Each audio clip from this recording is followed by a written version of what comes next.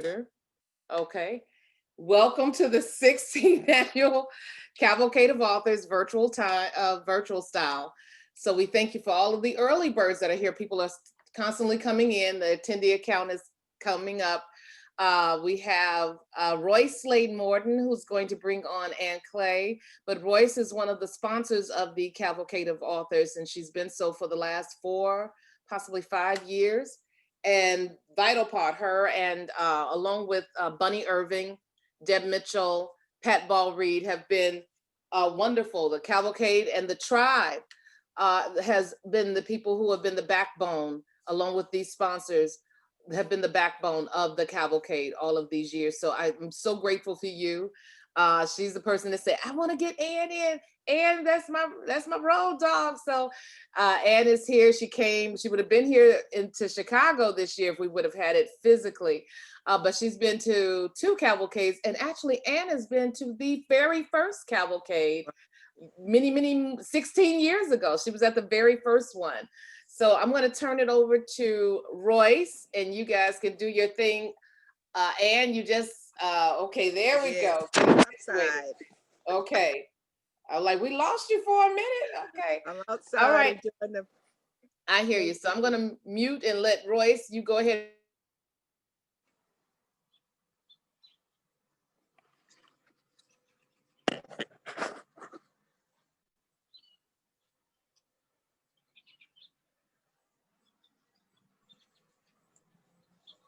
Good morning, everyone.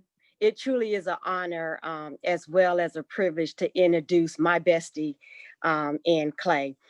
She's an avid reader, a lover of positive, strong men, an award-winning author. She began her writing venture in 1999, and she has been duly recognized for her warm-hearted stories, bursting with memorable characters, places, and special moments. Um, I spent 24 years in the United States Air Force, and during my tour from 93 to 97 is when I was stationed at Scott Air Force Base, and that's where I met Ann. She's responsible for the Sweet Soul Sisters Book Club, and she introduced me to Jackie. So without any further ado, I would like to introduce to you my bestie, Ann Clay. Good morning. Good morning. Hey, Sissy. How are ya? I'm well, thank you. Good. Can we start it off by you just tell us about your love of writing, and you write in so many different genres, so can you just tell us a little bit about your inspiration and what motivates you to continue to do it? Yeah, I'm kind of that hybrid writer. There are a number of authors who they write one specific thing. I'm kind of all over the place, and a lot of it has to do with the fact that you have to writing takes on whatever mood and whatever situation you're in.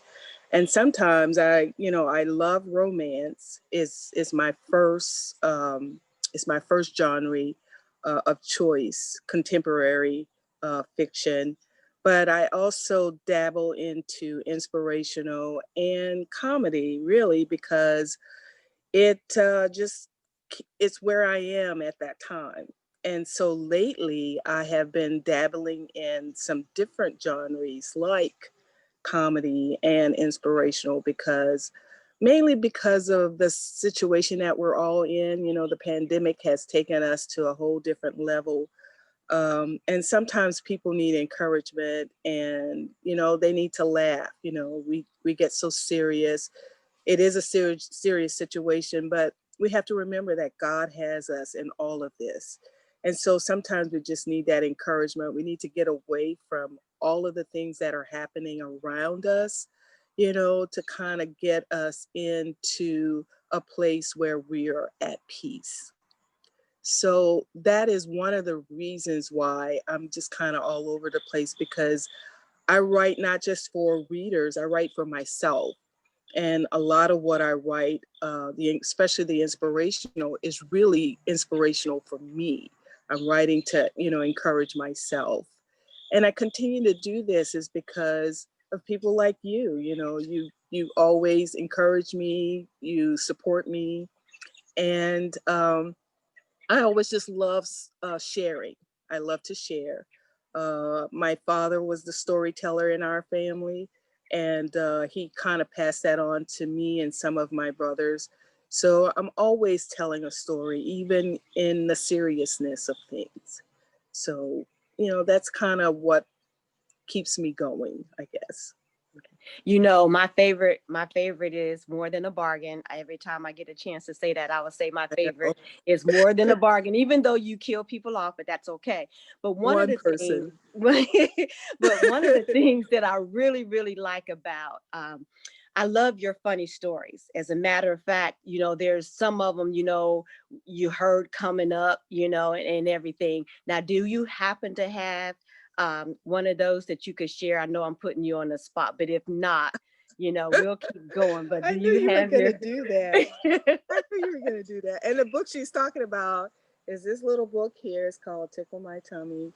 But I also did that in Faith in Ordinary Things. I think I think that's how it really got started. Everybody caught wind of some of the funnies in there. And they said, you ought to do more than those. So I took that challenge, and let's see. Which one am I gonna do? If you we have a yeah, yeah, just your choice. My choice. Do you have Yeah, a favorite that you want me to read? I love all of them. I like the one about the one that's the gossip. And I like the one about I think there was that's in Faith in the Ordinary FBI Things. person. That was funny. Oh, okay. I'll read that one. It's Thank called you, Large and Lisa. in Charge. That's what it's called. So, and I have one other one that I'll share with you too. How about I do this one first, actually? And it's called. I'm sorry, I'm flipping through the pages because you guys put me on the spot. I did, and I apologize. It's called Dinner Canceled. Let's see if I can find it.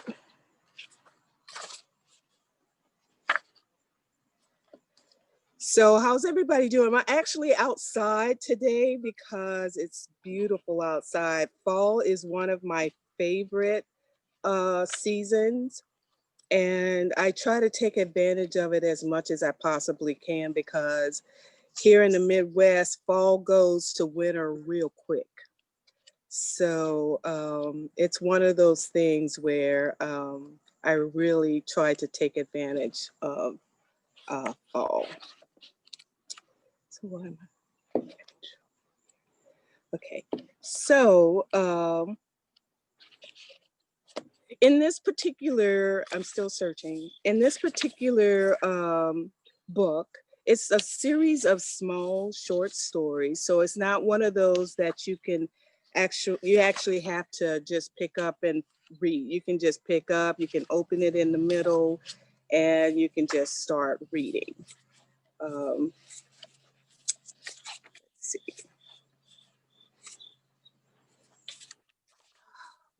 Okay. I'm sorry.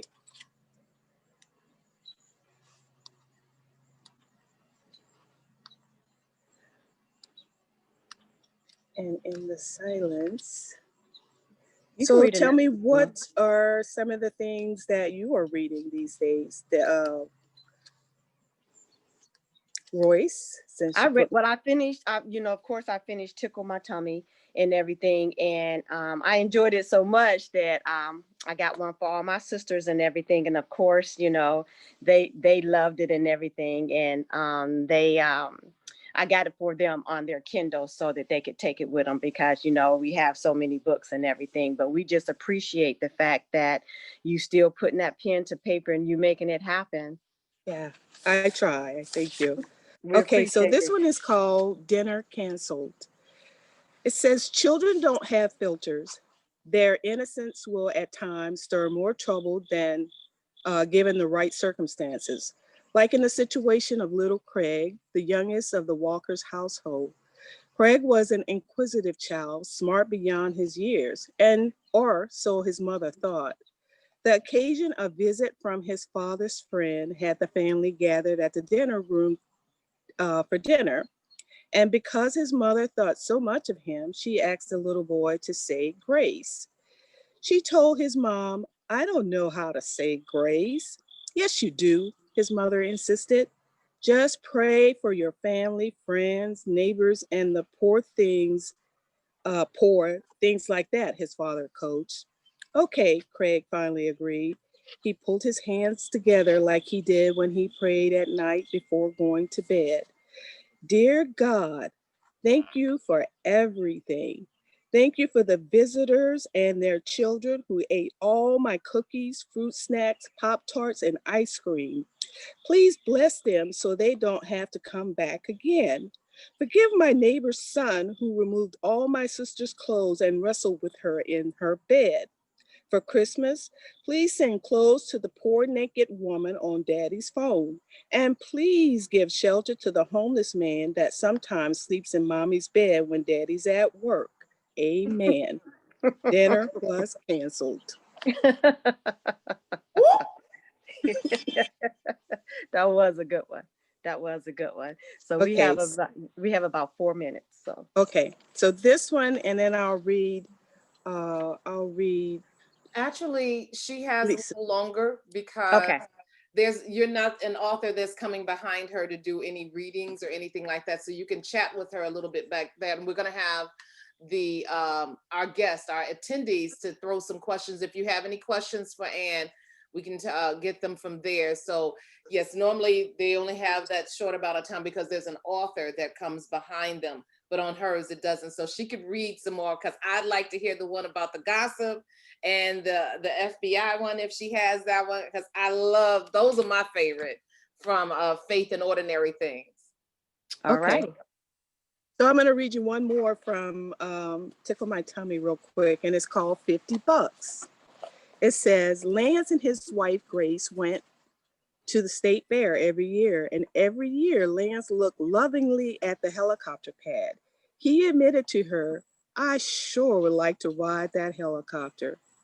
Grace would reply, now Lance, that ride costs 50 bucks, and 50 bucks is 50 bucks. One year, Lance and Grace went to the state fair as usual, and he told her, honey, I'm 80 years old, and I'm afraid I'll never get a chance to ride in the cab of that chopper. To this comment, Grace replied, that ride is 50 bucks, and 50 bucks is 50 bucks. Well, the chopper pilot overheard the conversation and said to them, I couldn't help but overhear your conversation, and I'm offering you a ride at no cost under one condition. What's that? Lance eagerly asked. While on the ride, you can't utter a single word. If you do, the ride will cost you 50 bucks. Deal? Lance looked at Grace and she slowly nodded in agreement. So the couple climbed into the back of the cab and the pilot took off. While out, he proceeded to do all kinds of tricks, dives and swirls over and over again. The couple didn't say one word. The pilot continued with stunts for another 15 minutes and still no word. When he landed, the pilot turned and said to Lance, I did everything I could to get you to yell out, but you didn't. I'm surprised. Lance answered, I almost said something when Grace fell out, but 50 bucks is 50 bucks. That was a good one. Okay, so getting to Lisa's favorite, this one is called Gossip. And it goes something like this. Lucinda, the town gossip and self-appointed supervisor of the town's morale, recently accused George, a local man, of being an alcoholic because she saw his pickup truck parked outside the town's only bar. George stared at her for a long moment, and while in deep thought, he didn't utter a word. Later that evening, He parked his pickup truck in front of her house and left it there all night.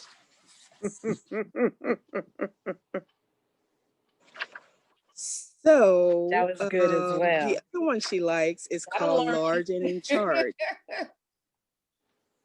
And it goes like this.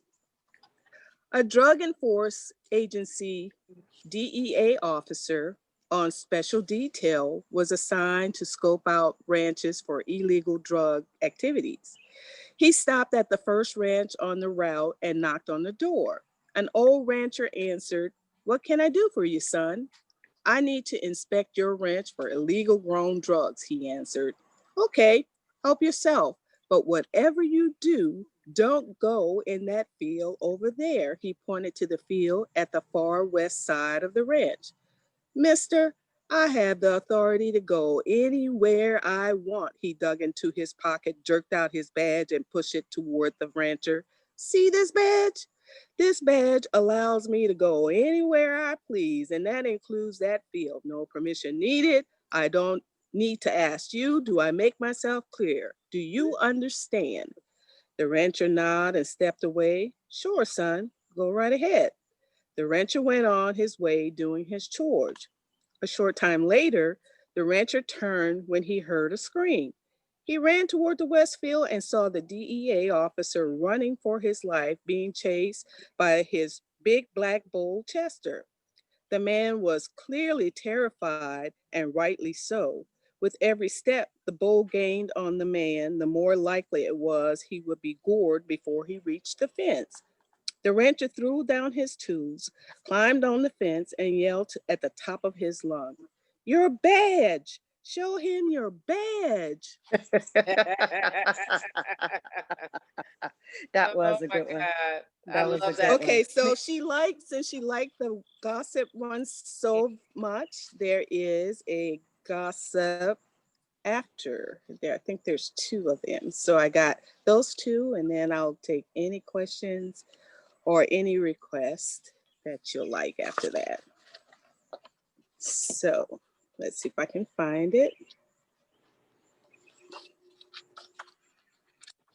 So a lot of stories are stories retold, of course. I remember when my dad would tell stories about my mother. And I tell you, he would tell the same story, but it would never be the same. He would add something, he would make it more exaggerated each time he told the story.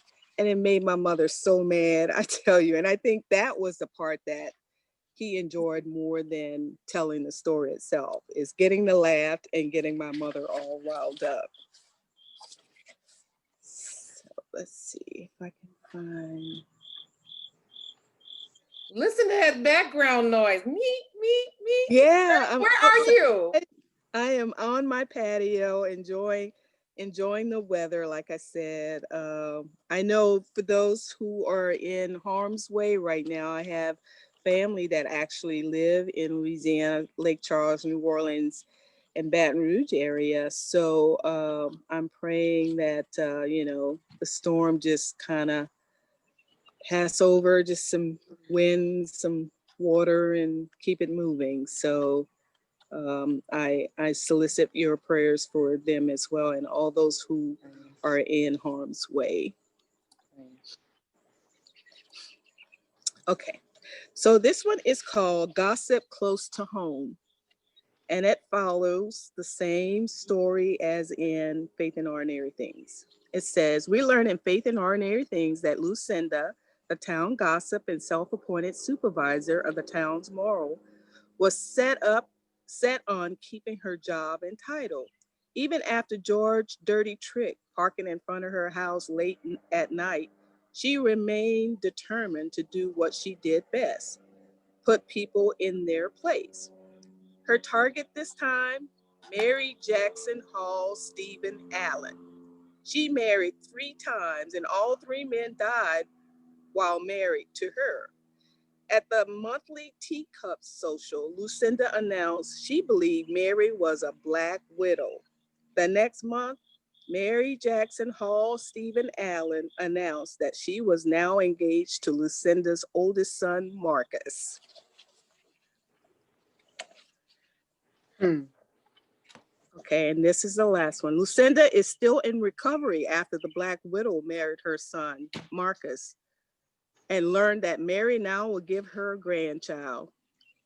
At the baby shower, Lucinda bragged about the fabulous elephant cake she made from scratch in honor of the baby room theme. When it came time for dessert, 3 other women uncovered the same cake they had purchased from the local bakery at one town over. And that's Wow. the story. That's wow. That was good. Were there any questions in the chat, Lisa, that you wanted to? Good morning from Ohio. Attendees are automatically, yes, yes, to answer your question, attendees are automatically muted. So we're seeing everybody in the chat. What city, you did answer what city you were in. Let's see.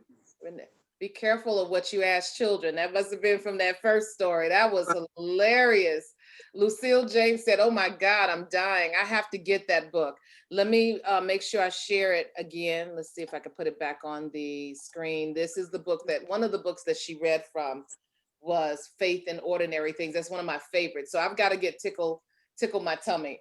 Because right about now, we all kind of need a little bit of a laugh. So that is an awesome one. So let me stop sharing the screen here. Let's see here. Wonderful reading, and from Charlotte Morris. Wonderful reading. I need to get this book.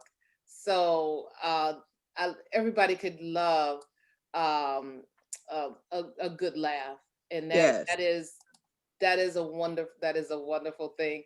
LaShonda, hey, how you doing? Good morning, everyone.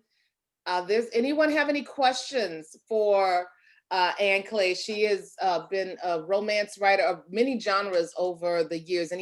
Any of the tribe have any questions for Ann? Christine, I want to know what's next.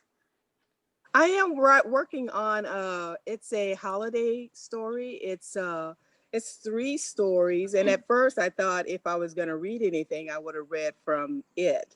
But I have a holiday book that it has 3 stories, and it entails Thanksgiving, Christmas, and New Year. So it's 3 novellas in one, and it's called A Season for Love. So that's what I'm working on right now. When do you expect for it to be done? You know, you don't ask those questions. Soon. Right. Well, if it says Thanksgiving, Christmas, and New Year's, it has to be out by then, right? Yeah, soon. Okay. Hopefully soon. We'll see. That was a good one. That was a good one. See, this is the 3rd time you put me on the spot today, man. I know, but you know, everybody needs a no matter what friend, and I consider you one of that. For me, and that's someone that they can call on no matter what. That's someone that they can vent to no matter what, and someone that you don't have to explain yourself to no matter what. I just saw in the chat someone says, what inspires your stories?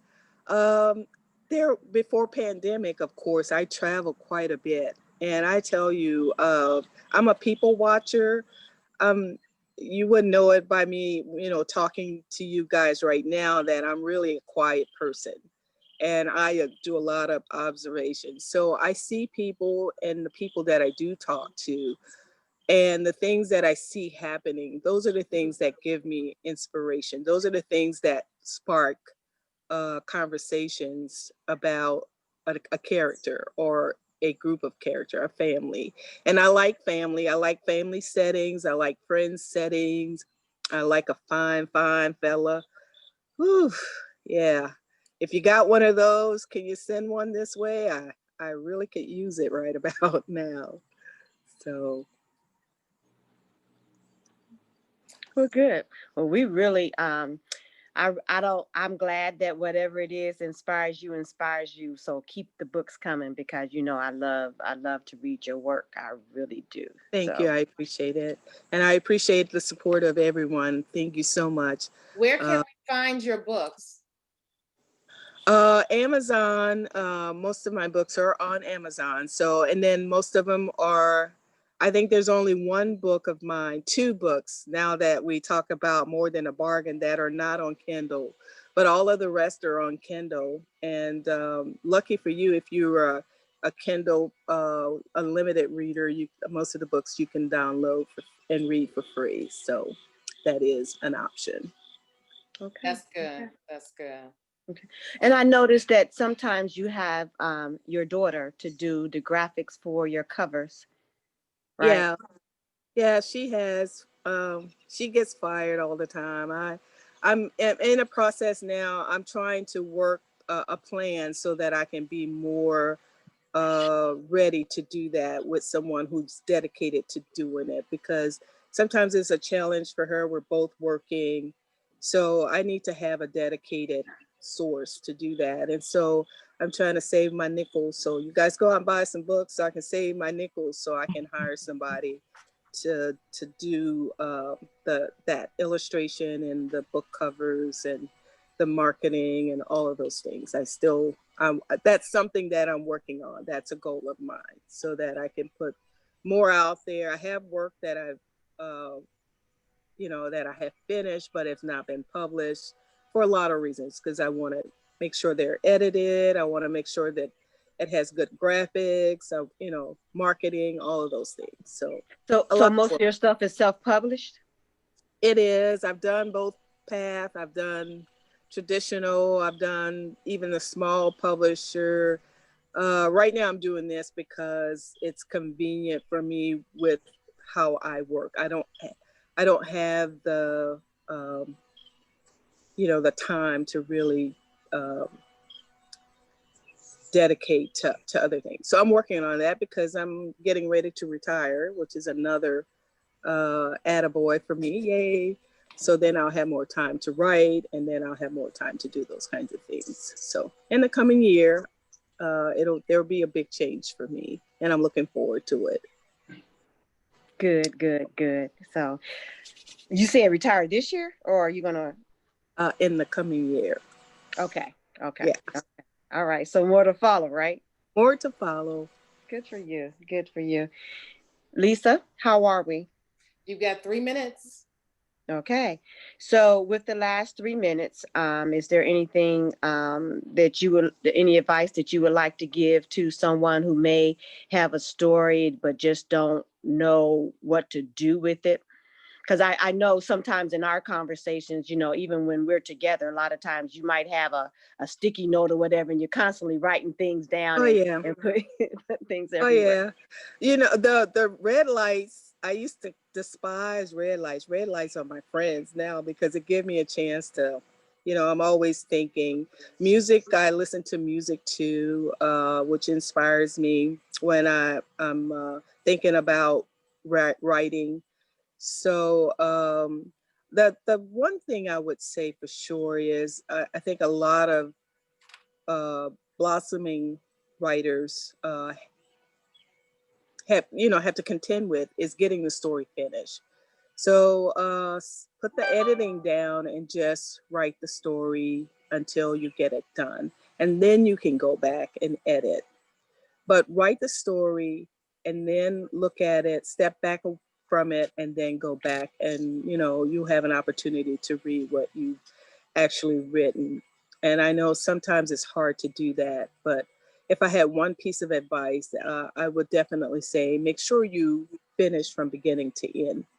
And one of the problems I have is I write multiple stories at a time. So I'm in the midst of writing a season for love. I'm working on another series, and sometimes finding the time to balance that out gets a little touchy, but you also have to find time, even if it's just 10 minutes a day. If you write for 10 minutes a day, it'll help you get to where you need to be as far as finishing the book. So definitely continue to write, be encouraged, talk to people who write, talk to people who read, and that kind of gives you inspiration as well. So Now, and how many books have you written in? 21. 21. All right. Thank you Yes. so much. Thank you for having me. was on last night, enjoying myself. So great job, Lisa. This has been a great forum. Thank you for doing this for us, because without you, and your insight, we wouldn't have had this opportunity this weekend. So thank you so much. I Thank you greatly so much appreciate for coming. We really, really appreciate you. it. Thank If you you. can stick around, I'm going to put you in the audience. Okay. Stick around and watch what everybody else is doing. And we've got Michelle is in the house. Michelle Yes. Sims, and she's going to take over for me right now while I put you in the audience. And thank you for Okay. coming again, and really All right. appreciate it. Love you. Love you Mwah, mwah. more. Bye-bye now.